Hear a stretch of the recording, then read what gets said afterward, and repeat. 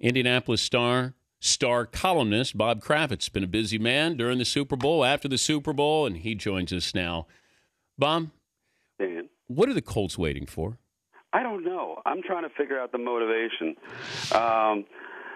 One person suggested that Jim Irsay is waiting till early March because that's when the season ticket money is due. But I just don't think he's that calculated. And I don't think it would make any difference. I still think they have a waiting list and they're going to sell out anyway. So I don't know. Rip the Band-Aid off. That's what I say. It's going to be painful. Just do it. Get it over with. I think there's a chance. I've been told they'll meet this week, and I think when they meet, something's going to happen very quickly because Peyton wants it to get done. Jim wants to wait till late February, early March. But, you got the Combine coming in. You got Andrew Luck coming in. Let's not play these stupid games and acting like the guy's going to be there. Let's just get on with it. You also have other players, and I've said this the last, probably month now, that I doubt Reggie Wayne's back. Jeff Saturday, I don't know if he retires, or I don't think he's back. Freeney, Dallas Clark.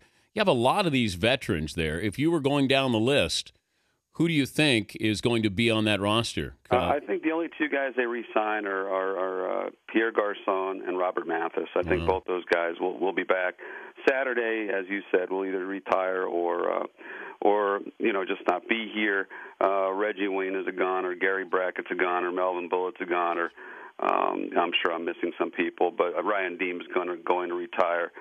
I mean, they need to rebuild the whole offensive line. They need to get moving here. I feel like they're in a holding pattern, and I hope something happens this week. I think that'd be best for the organization because this city is just so divided, and it's just the anger is getting worse and worse, and I just wish they'd make a decision and deal with it. At the Super Bowl, I was told by somebody that the Jets really wanted Jim Caldwell.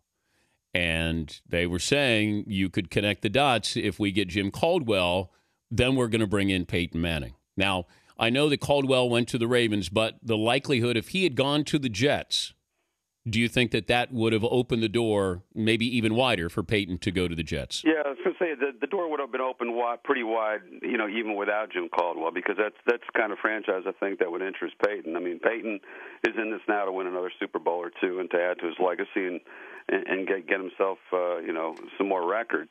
And I think the Jets would have been a perfect place because they're awfully close. Now you add Jim Caldwell to that equation. I think it's a very, desirable place for him. I think Miami is another place that would be desirable. He's got a place down there.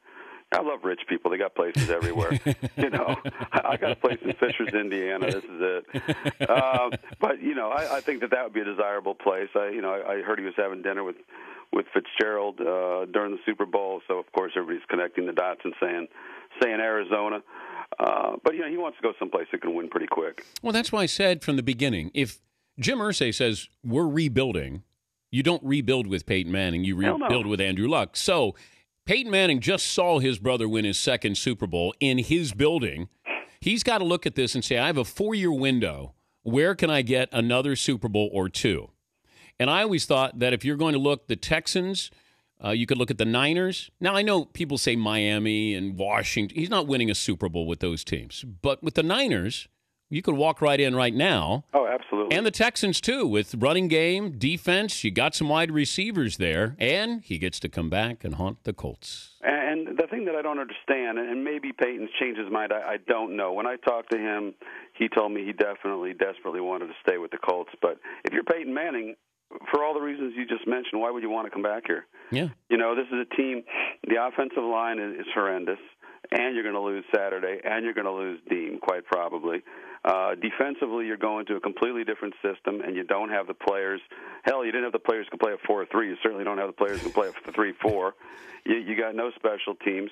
You're going to lose Reggie Wayne, so you're not going to have a lot of weapons offensively. Why, if you're Peyton Manning and you've got a 4-year window at best, why would you want to come back here unless you just have this fantasy in your head that you're going to be one of those guys like Elway who starts and finishes in the same place? Yeah, Elway didn't want to go when he had Terrell Davis there. They actually got good and got skilled players around him, and he didn't have to do anything. We're talking to Bob Kravitz, Indianapolis Star columnist.